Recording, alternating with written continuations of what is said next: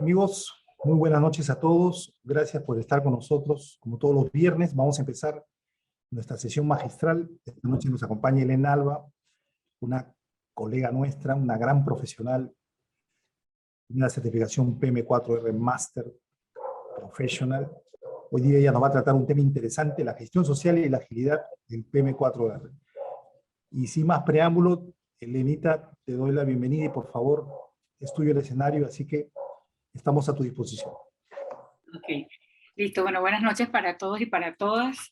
Siempre es como un gusto el poder compartir, porque como decía Eddie ahorita, en todos estos procesos vamos aprendiendo, ¿no? O sea, cada vez que compartimos una temática con la que trabajamos, con la que nos apasiona, o cuando hacemos un coaching, siempre vamos aprendiendo unos de otros. Y creo que eso es lo que enriquece cada vez más esta comunidad. Entonces, vamos a trabajar hoy la gestión social y desde el PM4R.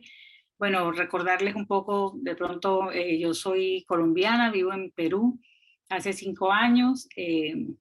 Mi formación profesional, yo soy trabajadora social, tengo una maestría en gestión social empresarial, una especialización en el tema de resolución de conflictos socioambientales de la Católica de acá de Perú, estudios de género en la Universidad Nacional y, bueno, mi maestría y mi especialización en la Universidad del Externado en Colombia. Certificada para la norma SA 8000, para el GRI, que son el Global Reported Initiative, y para la norma SA 8000.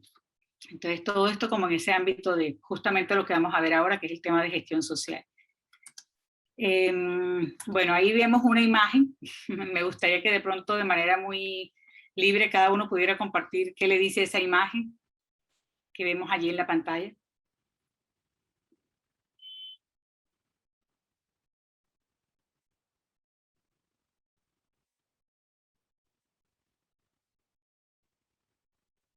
¿A quién vemos? ¿Qué vemos? ¿Qué pasó allí?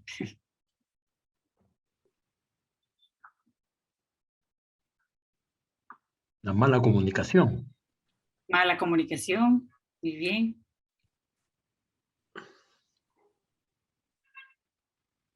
¿Qué más vemos ahí? Se generan conflictos. Conflictos, claro, muy bien. Una mala planificación también. Una mala planificación. Distintos caminos, distintos resultados. Distintos resultados. Cada uno, equipo de pronto tuvo un resultado, ¿no? Pero cada uno, el resultado no coordinó mucho, que digamos. Que pareciera que uno le echa la culpa al otro del error. Y ya. Muy común puede ser eso, ¿no? En nuestros proyectos. Pues sí, definitivamente, bueno, vemos un grupo de trabajadores donde cada uno entregó un resultado que le dijeron a este tramo de la carrilera, cada uno hizo un tramo. Ahora que no se encontraron los tramos, que no coincidieron, ¿ahí qué pudo haber pasado? Dentro de todas las cosas que se nos pueden ocurrir. Ya dijeron que hubo falta de comunicación seguramente. Si retomamos un poco lo que hemos aprendido en los procesos de las metodologías ágiles, y para el caso específico de PM4R Agile, una de las banderas precisamente de la metodología es el tema de el monitoreo permanente, ¿no? De lo que hacemos, de un producto, de un sprint, la claridad que debería darse entre quién es el responsable de hacer qué, en qué tiempo cada uno tiene que cumplir de pronto su parte del trabajo.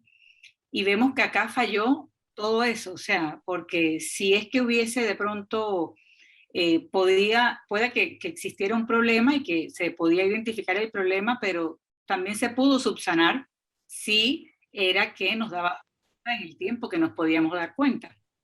Pero de pronto no nos comunicamos, no hubo una transparencia de pronto en cuanto a lo que está haciendo en un equipo o en el otro, no hubo de pronto el que podía, el personaje de pronto que tendía el puente, ¿no? Entre un equipo y otro, qué es lo que están haciendo, voy a ver por dónde va cada uno. Y todas esas cosas que podemos ahora suponer pasaron definitivamente. Y justamente eso es lo que vamos a mirar hoy un poco, y esto como para reflexionar acerca de que todo esto que estamos hablando es necesario para nuestros procesos desde la gestión, sea cual sea nuestra gestión, en un proyecto, en la vida, incluso en la vida diaria, en la vida cotidiana. Si no coordinamos, por lo menos con quien vivimos, así sea que vivamos solo, pues nosotros mismos nos tenemos que coordinar, pero tenemos que coordinar, tenemos que hablar, tenemos que comunicar, tenemos que darnos cuenta si algo está fallando y para corregir, ¿no? Y para hacer los ajustes respectivos. En este caso en particular, bueno, vamos a hablar acerca de la gestión social. Va a tener un énfasis, y el énfasis de pronto es como en el terreno del sector minero energético, que es donde tengo mayor experiencia, pero si bien esto también puede entenderse en la agroindustria, que también ahorita es muy fuerte el tema, sobre todo por la cantidad de actores que tenemos y que existen con respecto a los proyectos que desarrollamos con cada uno de estos rubros. ¿Qué vamos a entender como gestión social?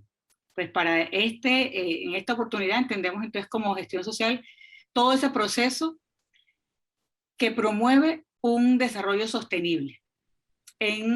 Para este caso, para los involucrados, para las partes, que en este caso, como les decía, con el tema del sector minero energético, pero en el marco de esa participación, en el marco de la equidad, en el marco de mayor justicia social, en el marco de tener claro, básicamente, que si existen unas políticas, estas políticas, cómo se tienen que hacer al interior de la empresa o en el interior del proyecto, cómo las tengo que comunicar también. ¿Para qué? Pues para crear unas relaciones armoniosas entre los actores. Eso es fundamental y es básico.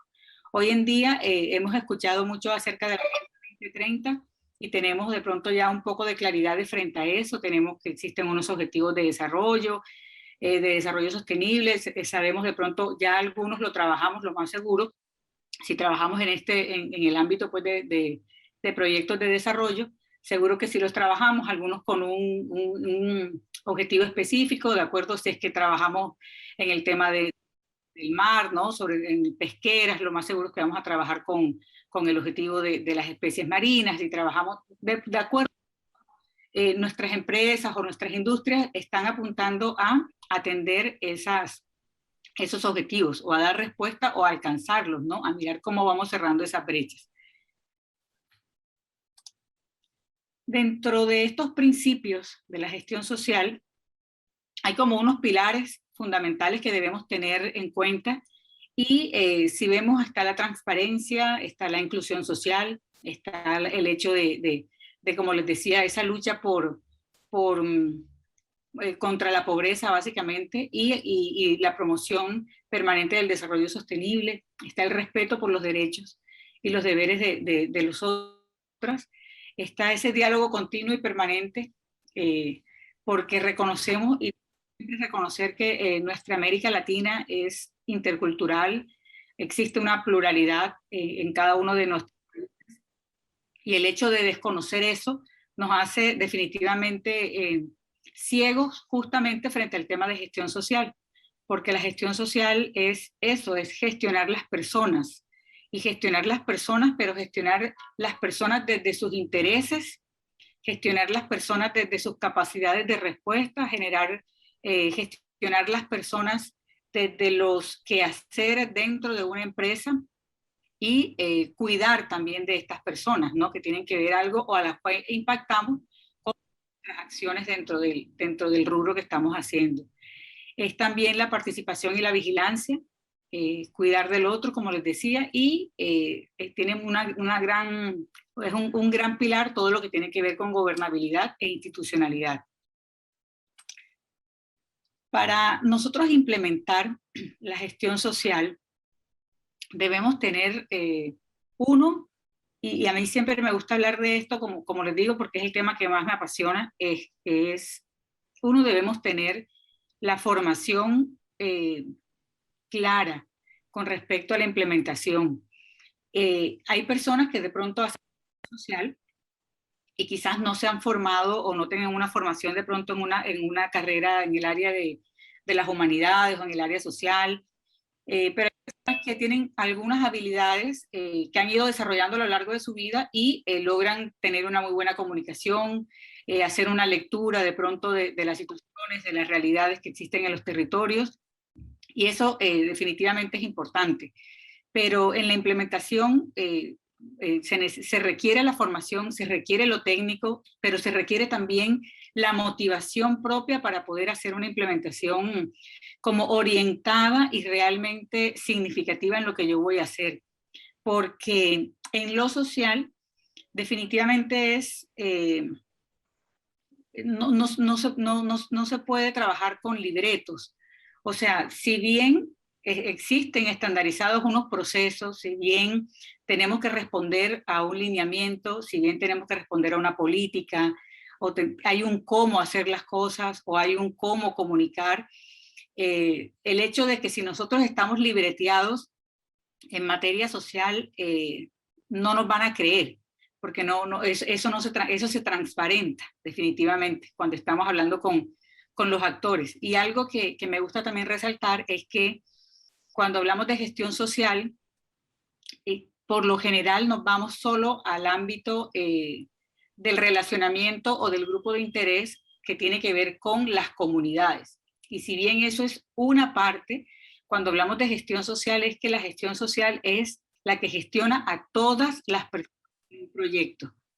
A todas las personas, llámese actores internos, actores externos, pero somos los que cuidamos la vida, somos los que definitivamente cuidamos los diferentes recursos en un proyecto o en una empresa, de acuerdo a cómo estemos haciendo como el énfasis cada uno de nosotros.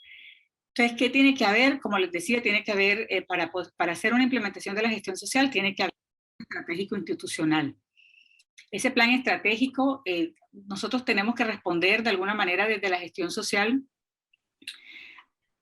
Cuando más adelante de pronto vamos a mirar algún slide que hable sobre eso, pero muchas veces decimos, no, esa es una empresa que tiene una política de responsabilidad social, ¿no? O ahorita pues muchas empresas tienen ya políticas de sostenibilidad, de responsabilidad social, y hablamos entonces, pero es que es cuando una empresa tiene realmente y hace gestión social, cuando esa política está transversalizada en la empresa y cuando la gente responde a la política y hace no porque tiene que hacer un proyecto de desarrollo, un proyecto de inversión social o porque está atravesando por un territorio y vamos a hacer entonces acá algo, un colegio, un puesto de salud. No, es cuando todos estamos transversalizados por esa política y cuando todos estamos comprometidos y cuando todos actuamos de una manera responsable y cuando todos estamos generando desarrollo y cuando estamos todos promoviendo la sostenibilidad, pero sin libretos, ¿no? Es cuando ya estamos completamente convencidos de eso y cuando lo estamos desarrollando.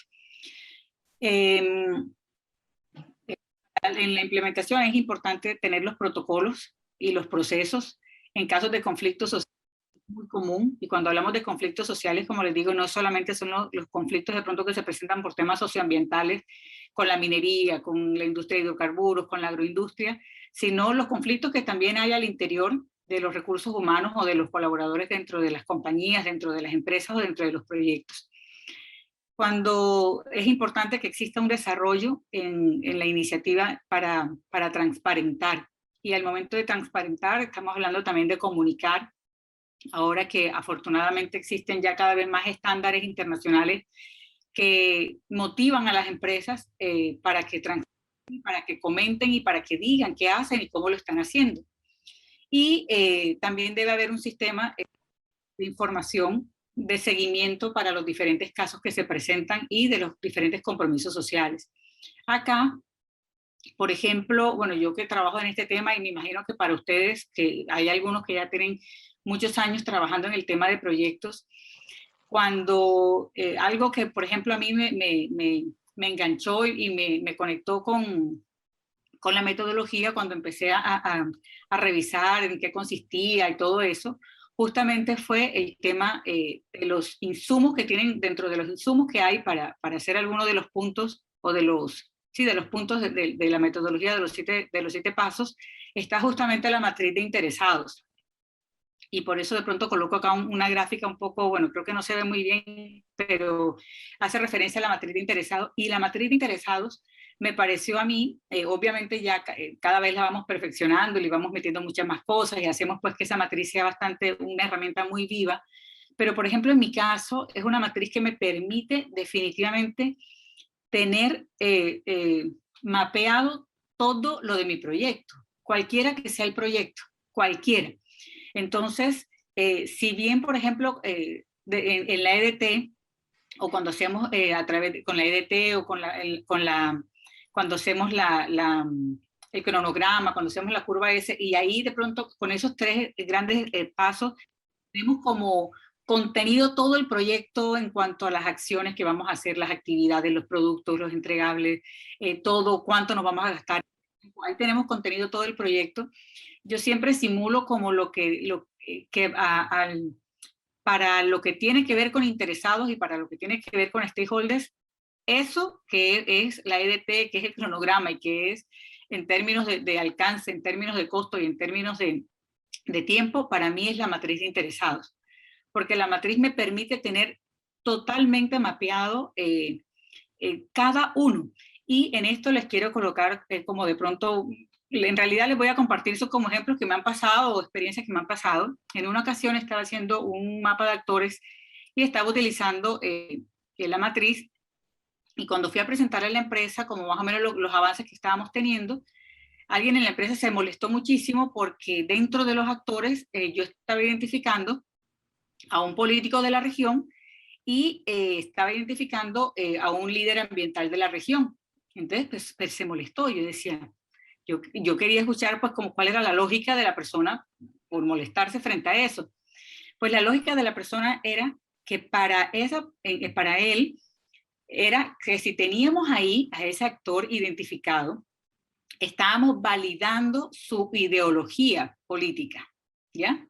Era como su percepción frente al tema. Y al validar esa y al aceptarla, de alguna manera estábamos involucrando, o la empresa se iba a ver involucrada dentro de ese tinte político. Entonces, bueno, obviamente le hice como todo le expuse como todo el tema, y al contrario, le decía que es nada más distante que eso, porque justamente lo que nos permite tener absolutamente a todos ahí metidos, blancos, negros, azules, de cualquier ideología, de cualquier color, justamente lo que nos va a definir es que eso no nos va a generar un problema, o que no veamos venir más adelante un gran conflicto, porque justo uno de esos líderes políticos era una persona que en la zona, en ese territorio, lideraba todo un tema sindical muy fuerte. Entonces, digamos, como por eso eran como los miedos, ¿no? Entonces también es importante que nosotros, como desde nuestra experiencia, ya manejando la metodología, también podamos acercarnos a las personas que toman decisiones en las compañías muchas veces, o cuando hacemos este tipo de consultorías o de acompañamientos, como para explicarles un poco más, porque definitivamente es necesario también muchas veces simplemente aclararles un poco en qué consiste, y obviamente las personas también así van aceptando también un poco este tema. Pero sí me parece bien interesante, uno, esto. Otro, me parece súper interesante que dentro de los insumos también tenemos, por ejemplo, el plan de comunicaciones, que muchas veces es algo que simplemente hacemos adicional, ¿ya? Y cuando hacemos la matriz de responsabilidades, ¿no? Y este tipo de cosas, a veces decimos, ay, no, esto es sencillo, esto es saber quién hace qué, o quién dice qué, o quién... Y realmente no es nada sencillo. O sea, tener la claridad de quién hace qué, de quién dice qué, de quién es el vocero oficial frente a un tema, de quién tiene que comunicarse con los medios de comunicación, quién tiene que ir a hablar con las autoridades, quién tiene que ir a hablar con el cura del pueblo. O sea, todo eso pasa definitivamente por un tema de transparencia. Y ahí es donde yo les decía lo importante que es como conocer ese tema de las metodologías ágiles para aplicarlo en esto que hacemos desde la gestión social. Porque si nosotros no comunicamos bien y no tenemos la claridad de quién comunica y cómo comunica, definitivamente podemos estar colocando en riesgo nuestros proyectos.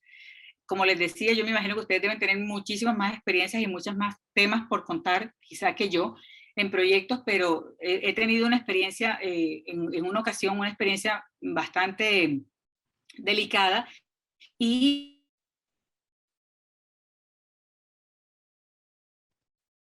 iba a ser el oleoducto más grande que hay allá es el Caño Limón Coveñas, y ese iba a ser el oleoducto que iba alterno a ese oleoducto, iba a llegar hasta el puerto. Atravesaba literalmente casi todo el país.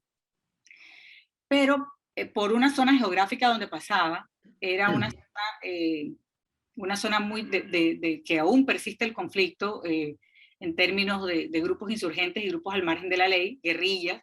Hay como 2 o 3 grupos allí fuertes. Y en esa zona, yo tenía un equipo de gestores sociales, era larguísimo el oleoducto, y un chico, uno de los gestores, recibió una llamada y le dijeron, le preguntaron, él nunca se identificaron ni siquiera, simplemente le preguntaron, oye, ¿dónde está tal persona? No sé qué, no le he visto. Él no dijo nada, él dijo, no sé quién sí, no está en tal parte porque ella hoy se fue para otra reunión, está en tal vereda, está en tal punto, o sea, dio toda la orientación a la chica. Pues a la chica la secuestraron, estuvo secuestrada más o menos 3 meses, 4 meses, por un grupo guerrillero, un tema supremamente delicado, pero es un tema que pasa porque no tenemos estas claridades muchas veces de cómo estamos gestionando nuestros equipos con temas que se supone son muy sencillos. O un tema, una llamada, ok, sí, pero yo les decía al principio que en lo social no nos podemos libretear, eso es fundamental, pero estas metodologías sí nos dicen, ¿verdad? Nos transversalizan de alguna manera y nos ponen la rigurosidad que lo social no puede ser atendido como una tienda de barrio.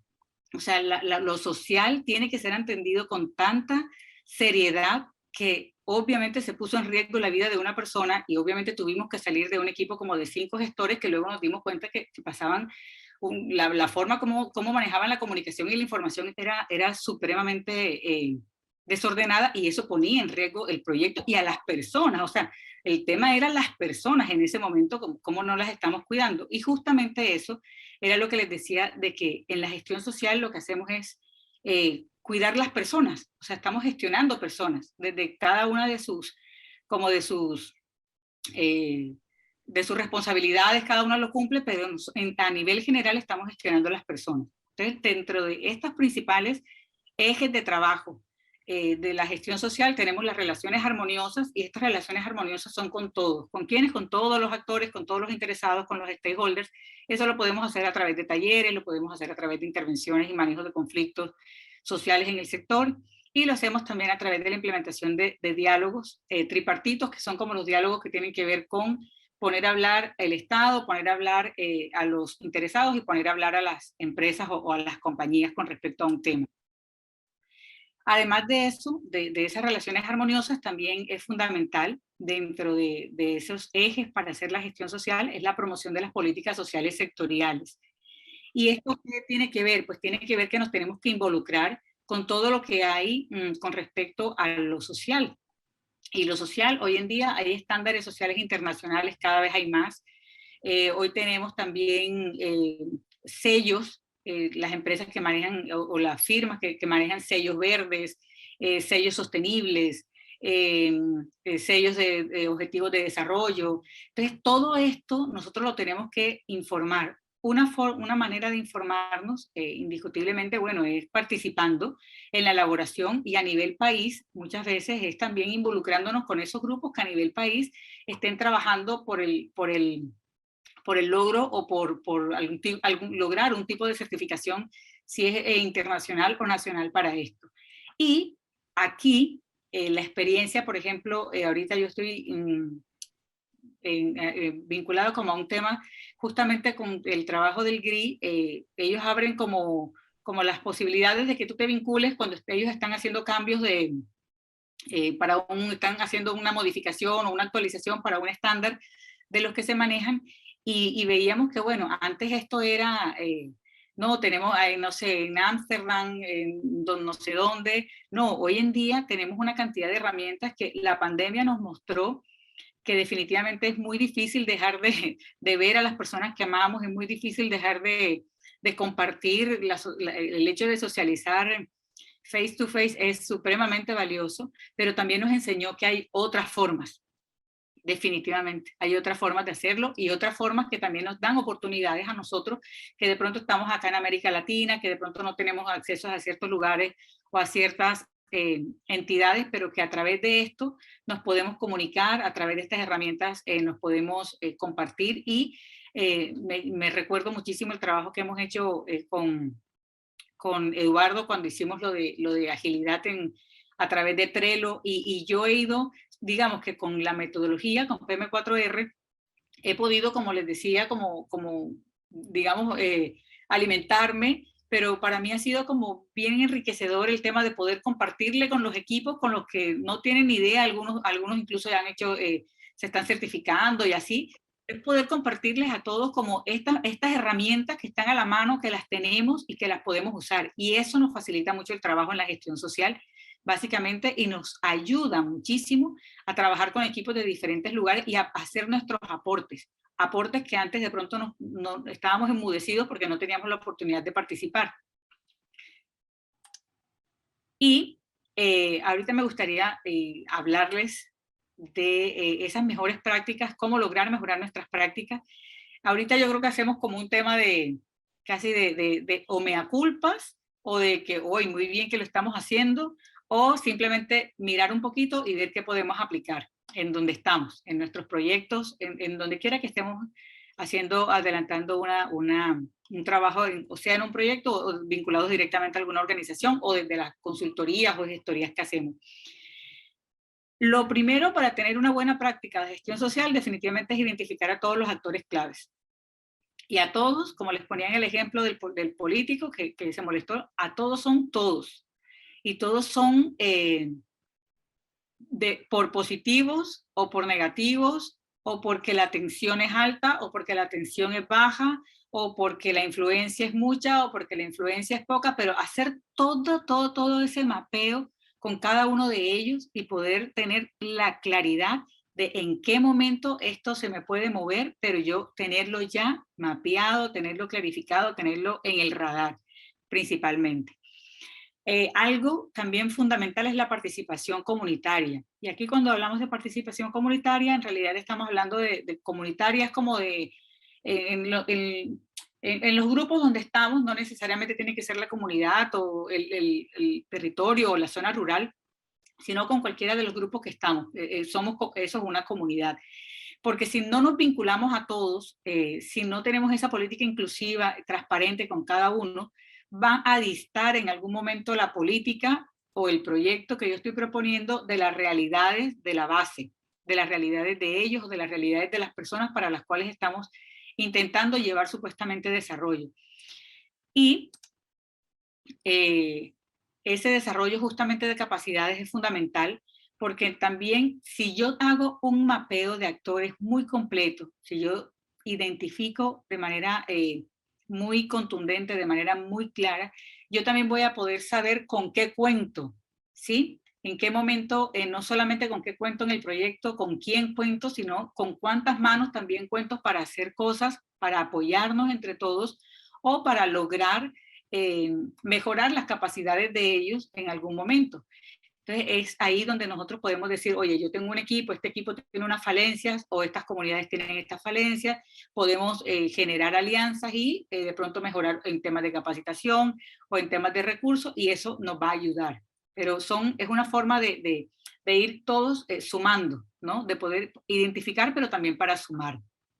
Y ya en el tema de la industria extractiva es fundamental tener todos los compromisos que se han hecho desde los estudios de impacto ambiental, cuando ya han sido aprobados, cuando han sido entregadas las licencias, esos compromisos quedan allí pactados y esos compromisos también tienen que estar mapeados para nosotros porque el cumplirlos, primero que nos hemos comprometido a cumplirlos y tiene que ser por un tema de ley. pero no solamente por un tema de ley hay que cumplirlos porque si estamos generando desarrollo o estamos incentivando o estamos promoviendo el desarrollo sostenible, pues definitivamente tenemos que cumplirlos. O sea, tenemos que tenerlos identificados y tenemos que cumplirlos para poder generar mucha mayor credibilidad y ser realmente serios en lo que estamos haciendo. Acá cuando les decía en el tema de salud y seguridad, lo importante que es cuidar del otro. Y cuidar del otro también es saber que yo tengo que tener la suficiente claridad de cuál es el riesgo que hay, si puedo poner en riesgo la vida de las otras personas, de mi proyecto, o la vida o impacto en las personas donde estoy también desarrollando alguna actividad. Y para esto, recuerdo mucho la imagen en alguna oportunidad me decía una persona con la que trabajé, que en el área de gestión social es como si tuviéramos nosotros fuera de la empresa, decía, fuera de la empresa, las personas que trabajan en gestión social son héroes para las comunidades o para los actores, ¿no? Pero dentro de la empresa muchas veces somos villanos porque la empresa nos ve incluso como si fuéramos un palo en la rueda, muchas veces, porque ellos dicen, ay, usted en gestión social todo lo complican, ¿sí? Muchas veces, por ejemplo, a mí me han dicho eso. Gestión social todo lo complica. Gestión social siempre ve lo malo. Gestión social nunca ve lo bueno de la empresa. Pero en realidad lo que estamos tratando de hacer es precisamente de que cada vez sea más buena la empresa, ¿no? Y que la empresa también lo pueda identificar y que la empresa también se pueda dar cuenta de que es que cuidando al otro también estoy cuidándome a mí mismo y estoy creando valor incluso para la propia empresa. En esto les quería comentar que en un proyecto, en una ocasión donde estábamos haciendo una perforación exploratoria para el tema de hidrocarburos, era una comunidad muy pequeña, era un territorio muy pequeño, y ese territorio decidió que la forma de contratar a las personas fue lo que quedó pautado en el estudio de impacto ambiental, era que como por turnos las personas iban a un listado y por sorteo, quienes iban de primero, de segundo y tercero, y como era una población pequeña, igual todos iban a entrar a trabajar en algún momento. Y así fue, ellos iban como rotándose. En una de esas me llamaron y me dijeron, uy, hay un problema con una persona de las que nos llegó para la contratación de mano de obra no calificada. Sí, pero ¿qué pasó? No, tienes que venir porque no lo podemos ni creer. Y yo decía, bueno, ok, vamos, tantas cosas que pasan, pero bueno.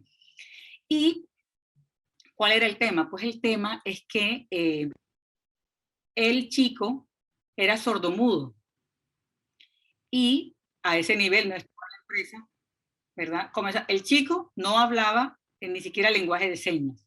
Número uno, ya él ya se había acostumbrado, pues en el pueblo todos lo entendían y él se entendía con todos, pero no era con lenguaje de señas, ya él tenía su forma de comunicarse. Pero dentro del campamento, las alarmas eran por sonido. Entonces, si sonaba una vez la alarma, eso significaba tal cosa, si sonaba dos, significaba tal, si sonaba tres, era una evacuación. Entonces, pero si él no iba a escuchar, lo estábamos poniendo en riesgo a él. Y de alguna manera, él podía estar de pronto en un momento ubicado en una manera, en un espacio donde de pronto también él podía colocar en riesgo a otras personas simplemente porque él no sabía leer, no sabía leer. Igual en algún momento dijimos, bueno, hagamos un tema de gráficas, todo, pero no, porque las alarmas eran de tipo auditiva. Eso obviamente nos llevó a repensarnos varias cosas. Uno, a mirar si es que en la población había más personas así, si es que estaban en las escuelas, si no estaban. Bueno, eso nos llevó también a hacer un proceso y al meter esa línea dentro del programa que teníamos, porque obviamente era algo nuevo para nosotros. Y obviamente le asignamos una responsabilidad diferente al chico para que no perdiera pues la oportunidad de laboral dentro de su turno como todos tenían derecho en ese momento. Pero eso lo hacemos si realmente estamos conectados y estamos como sensibilizados con ese tema. Porque eso nos costó, no se imaginan cuánto, porque obviamente el corporativo, todo el mundo dice, no, esto es un problema, o sea, no se plantea ni siquiera la posibilidad de que pueda hacerse algo. No, eso es un problema, me quitan ese problema. O sea, gestión social viene con sus problemas acá. Pero entonces, al planteárselo desde puntos de vista, también se dan cuenta que termina siendo una inversión en cuanto a que la empresa se genera confianza, la empresa y la empresa también de alguna manera está cambiando su actitud y su visión frente a los demás. En el desarrollo comunitario, pues obviamente todo lo que tiene que ver con las capacitaciones, con las contrataciones del personal, todo esto que les comentaba, es fundamental de que lo tengamos claro y de que todos lo tengamos claro en algún momento para que las dificultades, no sé cuántos técnicos habrán acá, creo que hay muchos, pero sí recuerdo que muchas veces mi departamento de gestión social se generaban los choques con los equipos técnicos porque el equipo de obras civiles, me acuerdo, decía, no, mira, me interesa, a mí me interesa meter la vía, voy a hacer, por el derecho de vía, a eso es lo que me interesa. A mí no me vengas que si hay plantas, que si no hay plantas, ya verán en los ambientales cómo solucionan su tema o verán los sociales cómo solucionan su tema. Pero entonces poder hacer que todos hablemos, que todos lleguemos a un acuerdo, que todos tengamos claro que esto es un tema de generar desarrollo, de generar sostenibilidad, realmente nos tiene que hacer pensar a todos. Entonces, con varios técnicos muchas veces tuve mis encontrones, pero bueno, ahí íbamos tendiendo puentes, como dice Romelia. Hay unas, dentro de esas mejores prácticas de gestión social que les compartía, lo del tema de las negociaciones es fundamental, y para poder llegar a esas negociaciones tenemos que lograr acuerdos de buena fe. O sea, nunca es sentir, para eso, cuando hablábamos en leadership, todos los simulacros que hicimos, todo, o sea, no es llevar como el as debajo de la manga cada uno y decir, no, yo tengo aquí como esta cartita guardada, y cuando ya yo voy perdiendo, yo sé que ya llevo ya casi que noqueado al oponente, yo saco mi carta. Entonces no se trata de eso, se trata de que seamos honestos, que tengamos buena fe, que tengamos claridad y que podamos monitorear, pero significa que tenemos que tener las cosas claras y no siempre estar pensando en que yo voy a noquear al opresor, al contrincante. En los temas de reasentamiento voluntario es totalmente complicado, pero que cuando se hace tiene que ser también de manera muy transparente. No es que yo entonces voy a negociar con uno, contigo negocio por tanto, pero con el otro voy negociando por tanto, y si esta señora no sabe ni leer, ni escribir, ni nada, entonces yo mejor como que la negocio por menos dinero, y entonces el otro tiene un hijo que es abogado, entonces, no, a ese sí le voy a dar bien, porque si no el abogado me va a demandar. O sea, ese tipo de cosas no tienen que pasar. Y el hecho de que tengamos una buena gestión social y que seamos transparentes con todo esto, definitivamente es un indicador, es eso, que las negociaciones son iguales con todos, no de acuerdo a quién oprimimos más o a quién oprimimos menos. En cuanto a las compensaciones o indemnizaciones, que es lo que venimos hablando, o sea, eso tiene que ser una política clara en cuanto a la contraprestación que se da, eso tiene que ser transparente, eso tiene que ser socializado para todos, eso tiene que ser informado para todos, y no puedo estar pensando en que tengo que engañar al otro, ¿verdad? O que aquí tengo la oportunidad de ganarme una platica, de que la empresa se quede con esta platica y en el otro se la dan. Y en cuanto al monitoreo comunitario y participativo, aquí también ha sido supremamente importante el tema de la agilidad, porque estos tableros así, que se ven como tan normalitos, que los podemos hacer con los papelitos, con todo, he podido estar en algunos espacios comunitarios, en algunos espacios con unos grupos de actores, incluso en los diferentes lugares, donde para ellos ha sido fundamental y ha significado creer en una empresa, creer en una compañía, creer nuevamente en la industria, creer que sí puede haber desarrollo por el hecho de verlo. O sea, cuando logran ver en una pared de un colegio, que por ejemplo, bueno, en este colegio nos prestaron este salón, en este salón todo lo que tiene que ver con este proyecto lo trabajamos ahí en el tablero y vamos, quién es el responsable, quién hace qué cosas, cómo lo decimos. Eso ha significado que la gente vuelva a creer. Entonces, recuperar la credibilidad o generar estas confianzas con los actores definitivamente marca la diferencia para nosotros, trabajando con proyectos de desarrollo.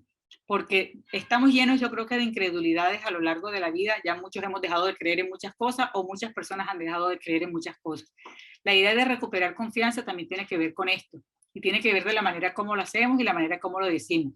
Entonces el poder en los equipos de gestión social son equipos muy dinámicos porque son equipos en los que todo el tiempo, cuando uno tiene un equipo en campo, el equipo en campo todo el tiempo se está moviendo para un lado, cuando hay un bloqueo, cuando el otro ya vino de desarmar el bloqueo, ya acá hubo una pelea con algo, o un grupo indígena está diciendo, o sea, es algo supremamente dinámico. El tema de poder hacer esto, y ahora de manera virtual, incluso a través de Trello y a través de esas herramientas, también poder utilizar esto para poder tener a las personas que están en la capital dirigiendo el corporativo, los otros, los coordinadores, los jefes, todos los niveles estén enterados de lo que está ocurriendo al mismo tiempo, hace que estas herramientas tomen vida y tomen mucha importancia y retomen importancia dentro del proceso que se hace. Entonces es importante que los resultados, que lo difundamos de la mejor manera y que lo llevemos a los demás. Bueno, las soluciones de controversias tienen que estar también súper estandarizadas, como les decía, de quién habla, quién, cómo decimos, pero algo también fundamental es la política corporativa, con ese enfoque de gestión social tiene que estar clara, ¿verdad? O sea, cómo yo incorporo esa práctica, cómo se vuelve un sistema esto de gestión social. No es cómo hago un proyectico sencillo, como, ya está molestando, entonces, ya, bueno, vamos a hacerles, no sé, un pozo de agua, qué sé yo.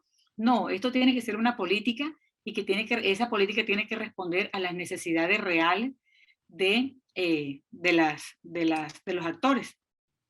Bien, quizás hayamos mirado esta escena en algún momento y aquí vemos unas naranjas que salomónicamente han partido de una manera violenta, creo yo, porque ese cuchillo, mejor dicho, creo que está pasando como si hubiera partido una madera. Pero es como la historia, y de pronto retomando un poquito, que ya quizá la habremos escuchado, que tiene que ver que estaban los dos niños peleando, porque había una sola naranja y cada uno quería la naranja. Y estaban los dos niños peleando y al final llegó la mamá y preguntó, bueno, ¿pero qué es lo que ustedes quieren? No, yo quiero la naranja, no, pero hay una naranja. ¿Qué hizo la mamá? Pues partió la naranja por la mitad y a cada uno le dio su mitad de naranja. Pues se comió o exprimió la naranja, sacó el jugo y botó la cáscara de la naranja, y el otro lo que hizo fue que rayó la cáscara de la naranja porque lo que necesitaba era la cáscara para hacer un postre con una torta con cáscara de naranja. ¿Qué significa eso? Significa que nosotros estamos acá para identificar los intereses. Al momento de nosotros identificar los intereses de cada uno, podemos atender a cada una de las partes de acuerdo a su real interés. ¿Y esto por qué? Esto porque cuando hablamos de responsabilidad social, que era lo que les decía al principio, lo vemos como, no es que esta es una empresa socialmente responsable o ellos tienen responsabilidad social corporativa, pero eso es un esfuerzo compartido, definitivamente. La responsabilidad social es un esfuerzo compartido donde deben involucrarse todos, donde todos tienen que participar, pero principalmente todos tienen que identificar claramente el interés. Y eso está estrechamente ligado básicamente con ese concepto de desarrollo sostenible, ¿no? Entonces, si yo no estoy involucrándome, si yo no estoy trabajando junto al otro, sino que yo estoy haciendo como lo que me parece a mí porque simplemente me parece, definitivamente no estoy generando desarrollo. Simplemente estaría haciendo un programita, un proyecto, lo que sea, pero no estoy generando un desarrollo.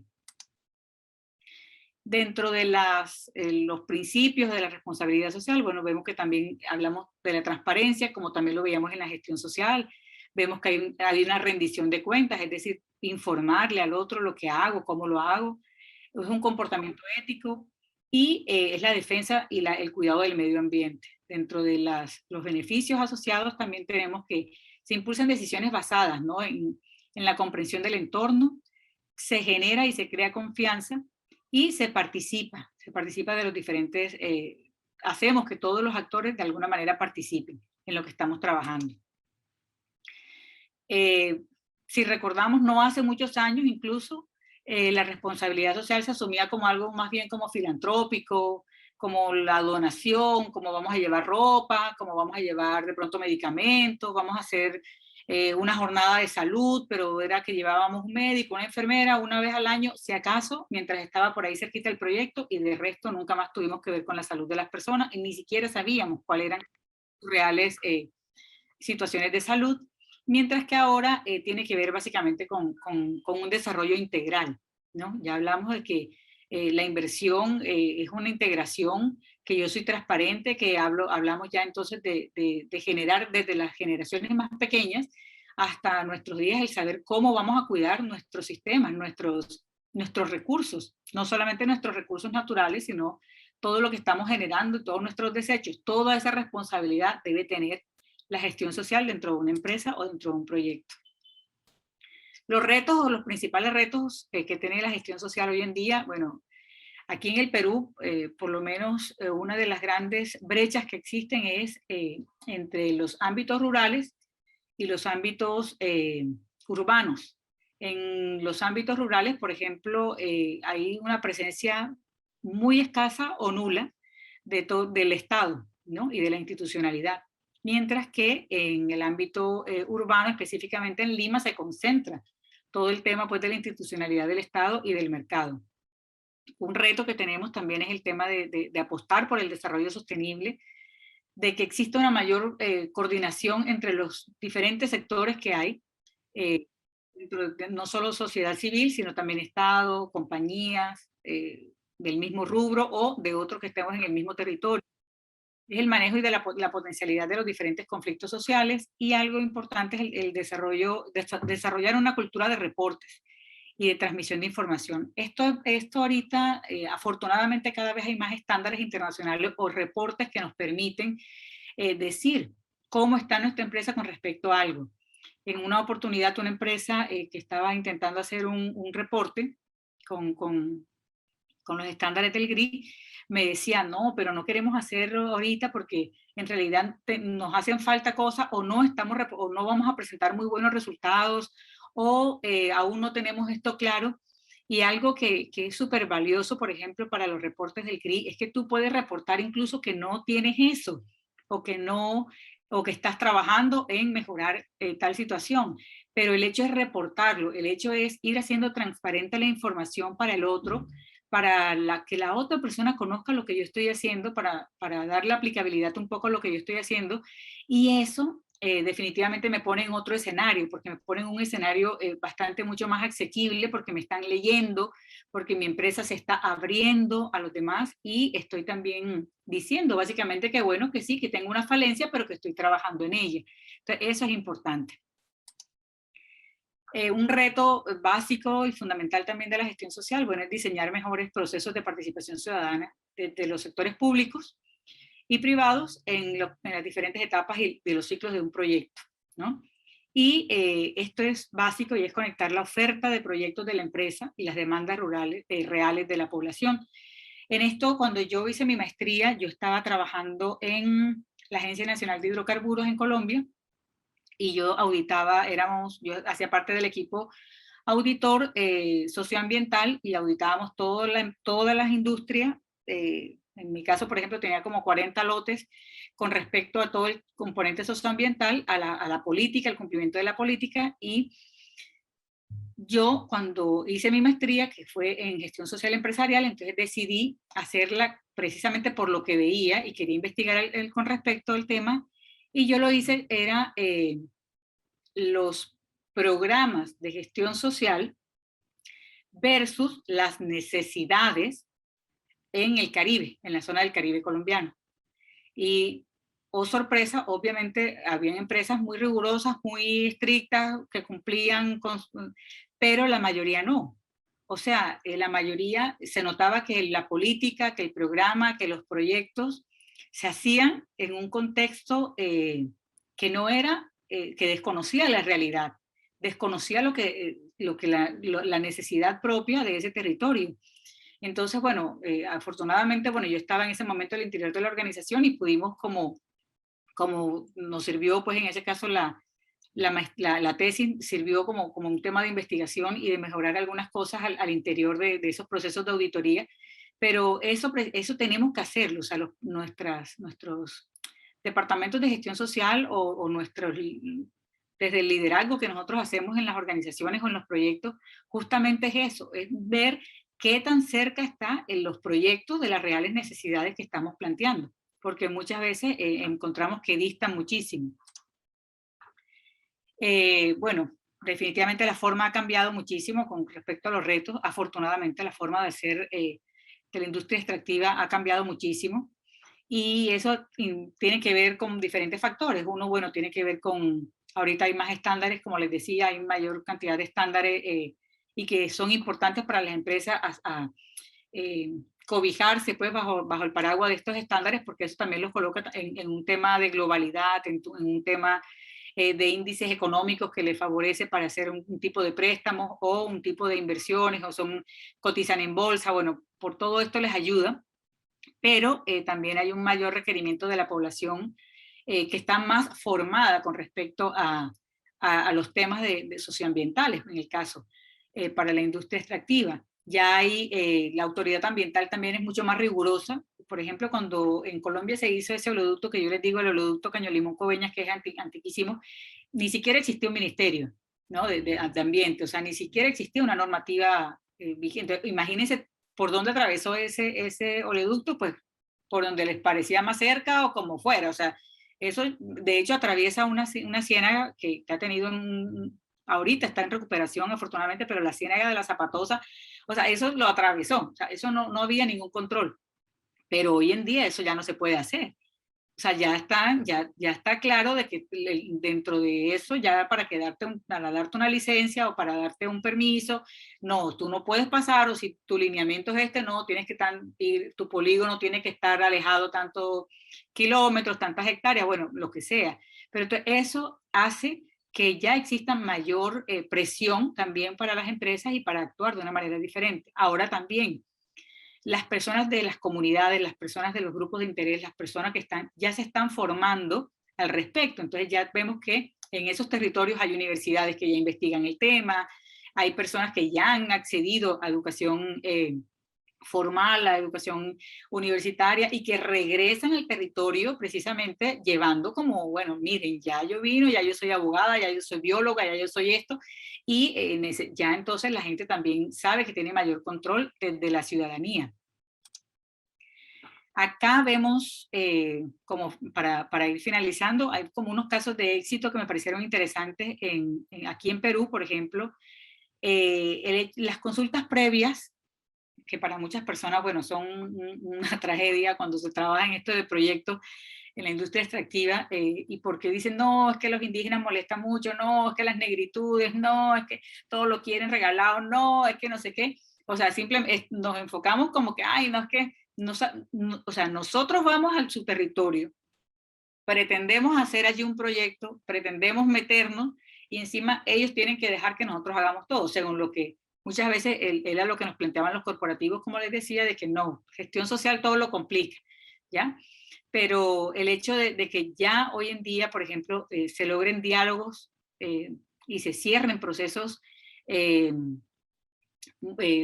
decir, procesos exitosos de consultas previas en un menor tiempo, minimizando conflictos, minimizando inversiones, minimizando tiempos, y donde los grupos étnicos minoritarios se sienten reconocidos, se sienten validados, se sienten que son respetados, ¿sí? Se sienten que fueron tenidos en cuenta, no porque les tocó, sino ese tipo de procesos son importantes y debemos siempre manejarlos de esa manera.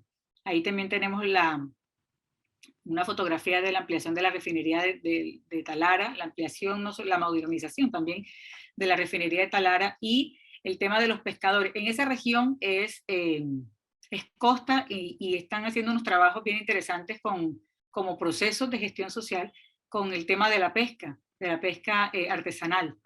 Entonces es importante que todo eso, digamos, lo tengamos en cuenta cuando vamos a intervenir en los proyectos, en los procesos donde estamos, porque a veces creemos que no, el pescador está allá en el mar, sí, pero ¿cómo le está impactando lo que yo estoy haciendo acá en tierra? ¿Cómo le impacta a ellos? ¿O cómo les va a impactar? Todo eso tengo que contemplarlo y todo eso tengo que tenerlo en cuenta.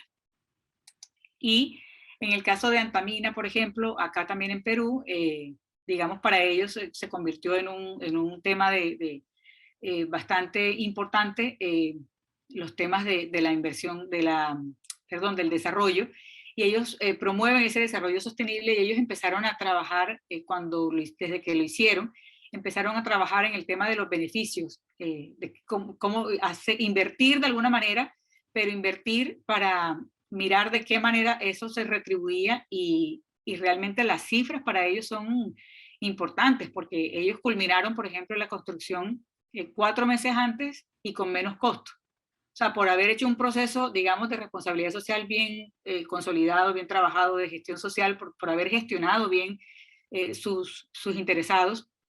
La adquisición, por ejemplo, de 10.000 hectáreas sin mayores conflictos ni litigios, la obtención de 380 licencias, que eso es bastante significativo porque es una de gran envergadura, y los permisos requeridos significó para ellos algo importante, ¿verdad? Y la culminación exitosa de las pruebas de cumplimiento. Esto también, ¿en qué posición pone a estas empresas? Pues las pone en la dimensión de que son, por la misma globalización, estas empresas pueden presentar sus casos de éxito y lo pueden sustentar y pueden acceder a recursos de los diferentes estamentos pues, que tengan que ver, ya sea en bolsa, en organismos multilaterales, en fin, y esto también les da a ellos ¿cómo se llama esto? Un rédito también económico, ¿ya?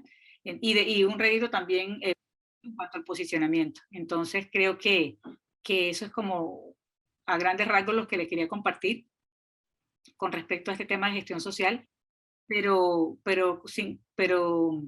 haciendo el énfasis en que definitivamente la gestión social tiene que ser transparentada y nosotros desde la aplicabilidad de PM4R definitivamente marcamos la diferencia. O sea, porque yo he podido, digamos, les cuento pues, por ejemplo, aplicando la metodología y llevando a algunos equipos para que la apliquen y para que generemos unos canales de comunicación distintos, unas formas de trabajar de manera mucho más transparente, una forma de trabajar más consolidado con estos procesos, hemos podido llevar a conflictividad cero, a una región donde estaba bastante complicada la conflictividad permanente entre las comunidades. Entonces, esto de transparentarnos, esto de mostrarnos, esto de ponernos en matrices, esto de mapear, esto de ponernos frente a los otros y reconocer los reales intereses, reconocer sus motivaciones, definitivamente marca la diferencia. Entonces, pues,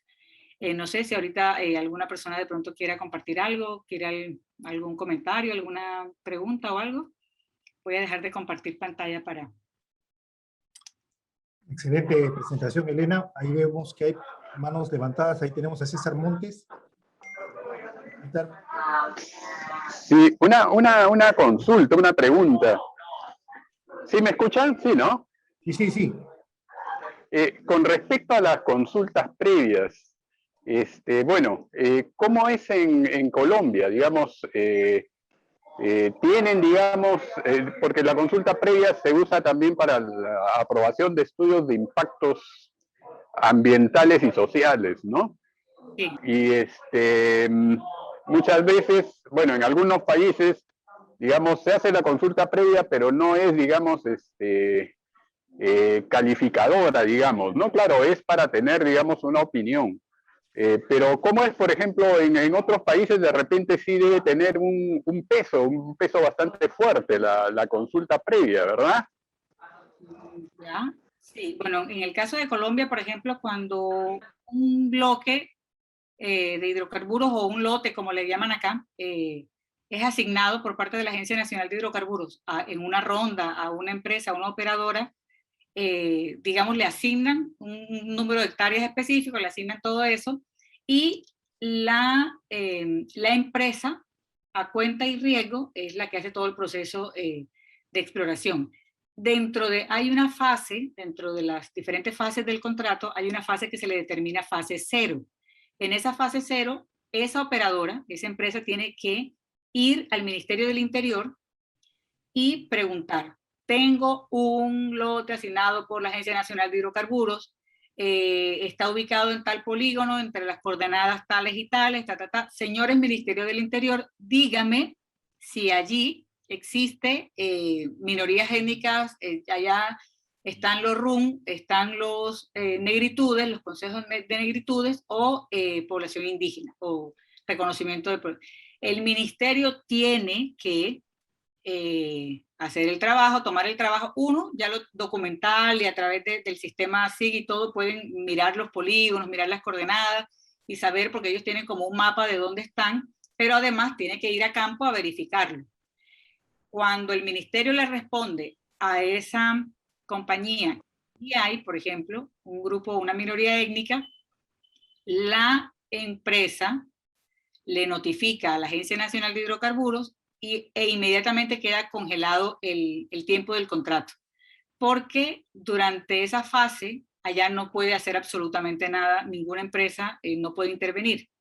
Entonces se tiene que surtir el trámite de la consulta previa, que lo surte el Ministerio del Interior con quien hace todo el recurso económico, logístico, es la empresa. Pero el ministerio es quien tiene los profesionales, es quien tiene las personas encargadas de hacerlo, y el ministerio entonces lo programa. Se empiezan a hacer todos los procesos de la consulta, las primeras comunicaciones. Es un proceso largo, por eso se congela inmediatamente, porque hay compañías que de pronto han demorado años, surtiendo el trámite de la consulta, porque inicialmente la empresa, la comunidad dijo que sí, después dijo que no, después quieren, al momento de llegar a los acuerdos están solicitando mayor recurso del que estaban haciendo, bueno, en fin. Pero allá no se puede hacer absolutamente nada en el territorio hasta que no se surta el proceso de la consulta previa. Perfecto, muchísimas gracias por la respuesta. Ok.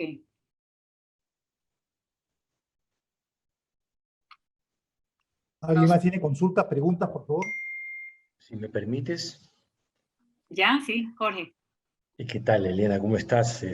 La verdad que tu tema es supremamente interesante y muy, diría yo, delicado, sobre todo en el manejo.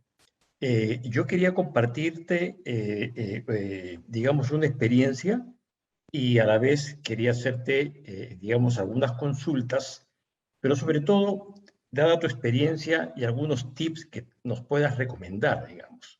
¿Ya? Un tiempo atrás estuve trabajando en el tema del sector saneamiento. Y en el tema del sector saneamiento, que es un tema también con mucha conflictividad, para ver el tema de ampliación de cobertura de agua, sobre todo en el interior del país, teníamos que hablar, obviamente, con la población beneficiada. Pero ¿qué problemas se suscitaban dentro de esas conversaciones? Es que aparecían directivos de comunidades o de asociaciones, ¿no?, en defensa de los derechos y los intereses del pueblo ancachino. Y ese es el caso que les quiero compartir muy brevemente, ¿no? Es que la población beneficiada estaba de acuerdo que inclusive la tarifa iba a aumentar 10 centavos. 10 centavos de sol iba a aumentar la tarifa. Y estos dirigentes se opusieron después de que la población había aceptado, ¿no?, el tema del beneficio, del mejoramiento de la cobertura, la planta de tratamiento, los pozos que se iban a construir, etcétera, etcétera, ¿no? Y para que tengan agua, porque no tenían agua obviamente, para que tengan agua 16 horas al día, estos dirigentes se opusieron y el proyecto se cayó, ¿no? Esa es una experiencia concreta, ¿no? Entonces, ¿qué hacer o cómo manejar a estos, digamos, a estos dirigentes, ¿no? Puede ser que el error ha sido que no hubo una clarísima identificación, digamos, de los actores, ¿no? Puede ser. Y el otro caso que te quiero compartir, que no es una experiencia personal, pero sí es de conocimiento público, ¿cómo es posible, digamos, que empresas que teniendo todos los ISOs a la mano, que el gobierno le dio todos los permisos, ¿sí?, como por ejemplo el tema de Tía María, como por ejemplo el tema de la ampliación en Sauder, como por ejemplo el tema de Conga, ¿no?, finalmente no se llegó a nada por un tema de las comunidades, de sus dirigentes, sobre todo, más que de la población, de los dirigentes, en realidad, y que después salió un medio de comunicación, ¿no?, de estos dirigentes pidiéndoles dinero a las empresas. Entonces, ¿cuál es tu recomendación? O de pronto, obviamente, requiere un análisis más profundo, pero en tu experiencia, digamos, ¿qué es lo que nos recomendarías, digamos, para que estos megaproyectos que finalmente le traen beneficios, no solamente a la población, sino al país en su conjunto, ¿no?, realmente aterricen? Porque hay que reconocer que el Perú es un país minero, ¿no? Y entonces, creería yo de que si lo que se pretende es atraer inversiones, ¿no?, tenemos ahí una barrera de entrada muy grande, ¿no es cierto?, al margen del gobierno que tengamos, perdóname, ¿no?, pero tenemos una barrera de entrada muy grande dado a la alta conflictividad que se tiene, ¿no es cierto?, no con la población, vuelvo a repetir, sino sobre todo con la clase dirigencial, ¿no es cierto?, dentro de estas comunidades. Gracias. Ya. Bueno, te comparto de pronto una experiencia como con un ejemplo para ver lo importante que es cuando hablábamos de las relaciones armoniosas y del diálogo tripartita que era entre Estado, comunidades, en este caso, y empresa. En una oportunidad había una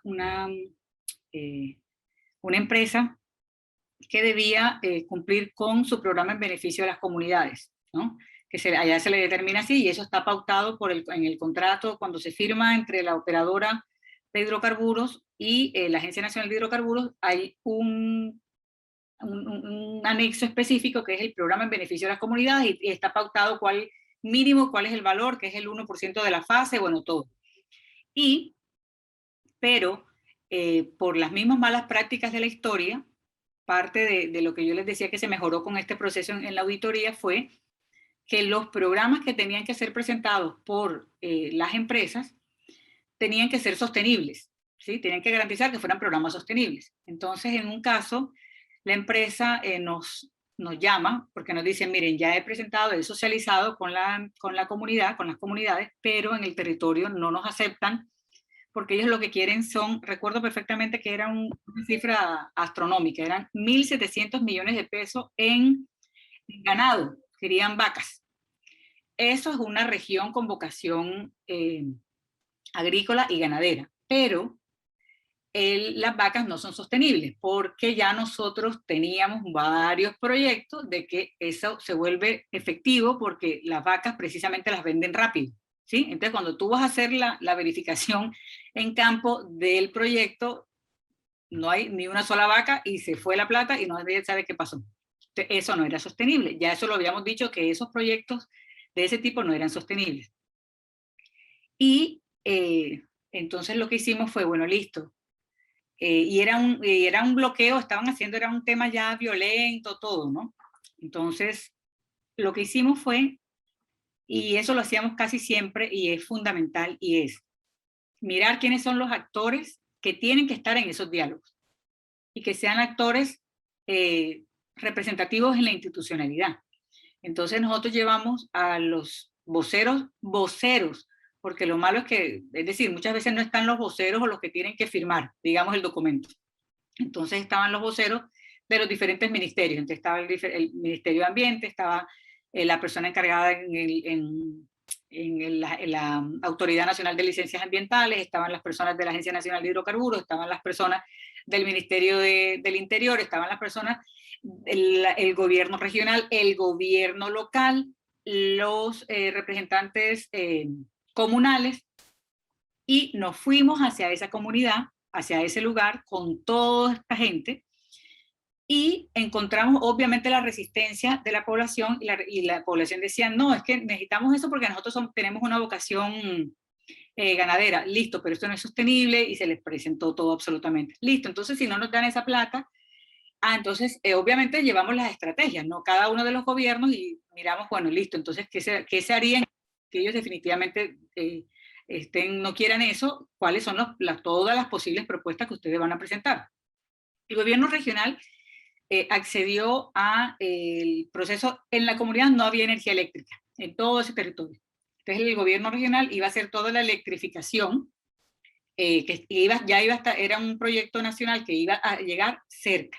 Entonces, ¿qué dijo? No, nosotros vamos a llegar hasta la región, hasta el territorio. Entonces la empresa dijo, nosotros hacemos toda la parte de electrificación entonces interna con todas las acometidas eléctricas. Además hacemos todo el proceso de la reestructuración de la escuela, dotamos a la escuela con una sala de tecnología, y como ya va a tener energía, entonces vamos además a colocar unos paneles solares para todo. Cada uno presentó todo. Ellos decían que no, y siguieron en sus no, al punto de que dijeron, bueno, no, nosotros lo que queremos es que si no nos cumplen, no nos dan lo que nosotros, las vacas, denos un kit, nunca se me olvida, denos un kit con una lavadora, me acuerdo, una lavadora, un computador, un televisor, no me acuerdo, algo de sonido, no sé qué, y además 5 millones de pesos por familia. Entonces nosotros decíamos, ok, a ver, no hay energía. ¿Para qué la lavadora? ¿Para qué el televisor? Si ni siquiera hay energía, ¿sí? Entonces ahí vamos desmontando. Fue un proceso de negociación largo, pero era tener a los voceros de la institucionalidad, incluyendo gobierno regional y gobierno local. Eso es fundamental. ¿Por qué? Porque también vemos que una realidad que ocurre en nuestra querida América Latina es que los gobiernos regionales y locales muchas veces son los que dicen, vayan y hagan bulla, pero ellos no invierten lo que tienen que invertir en el territorio. Porque si analizamos lo del canon, lo que traspasa, lo que tiene que invertir, vemos que es terrible, o sea, no hay una congruencia, y sin embargo, y al final terminan devolviendo el dinero al gobierno central, por ejemplo en el caso acá de Perú, porque en Colombia funciona diferente, pero entonces ¿de quién era la responsabilidad? O sea, la empresa está dando el dinero, la empresa está dando todo, y si la comunidad está en pobreza, no tiene agua, no tiene luz, no tiene nada, en realidad no es culpa de la empresa. Pero para mí, en mi experiencia ha sido fundamental, es tener a la institucionalidad presente en los diálogos, tener a todo ese grupo presente y crear estrategias junto con ellos, unidos. O sea, son estrategias que tienen que ir juntos. Entonces ahí al final se logró, porque todos empezaron a sumar. Cuando ya la comunidad se da cuenta que el gobierno van a perder, porque al final allá, por ejemplo, cuando ya no hay ningún tipo de acuerdo, la empresa, cuando ya se surte todo, la empresa puede ir al gobierno regional directamente y hacer un proyecto de desarrollo con ese dinero para la cabecera municipal o regional. Entonces, por lo menos aportan a universidades o a hospitales regionales, se hace de esa manera. O sea, está aprobado desde el mismo contrato, porque sabemos que puede pasar. Entonces, cuando ya definitivamente no hubo ningún acuerdo con ellos, dicen, listo, entonces este dinero va al gobierno regional, y va tanto de dinero para el gobierno regional para un proyecto de desarrollo, que lo vamos a empezar entonces a mirar cuál va a ser. Ahí cuando se dan cuenta que van a perder todo, ahí empiezan como, bueno, no, esperen, vengan, hablemos, no sé qué, y empezamos a hablar por grupos. Y al final se hizo un proyecto importante con ellos, incluso el de la escuela. Ahora, algo importante que en mi experiencia ha funcionado es, miren, las mujeres son fundamentales en la construcción del territorio, y aliarnos a ellas en los grupos para que ellas nos presenten las necesidades reales es fundamental, porque ellas sí conocen las necesidades, ellas sí las sienten, ellas sí las sufren, porque ellas son las que no tienen el agua, ellas tienen que ir a no sé dónde, a qué represa, tantas horas a buscar el agua, o ellos saben que sus niños no tienen escuela, o ellos saben que...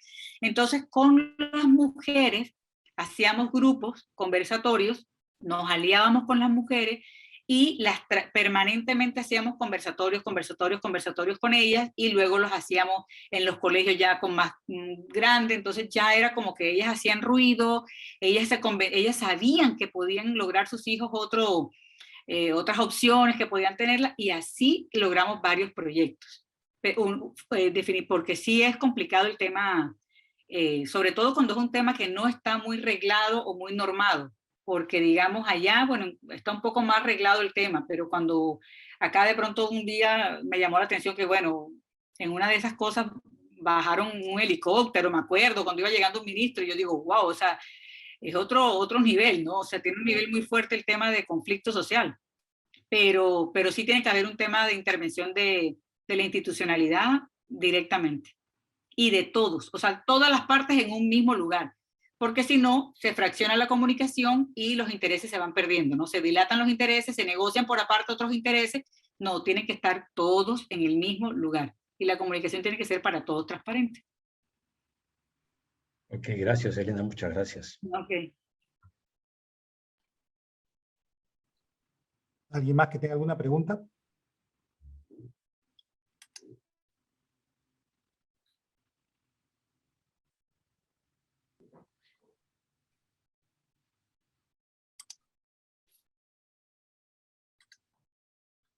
Muy bien, parece que...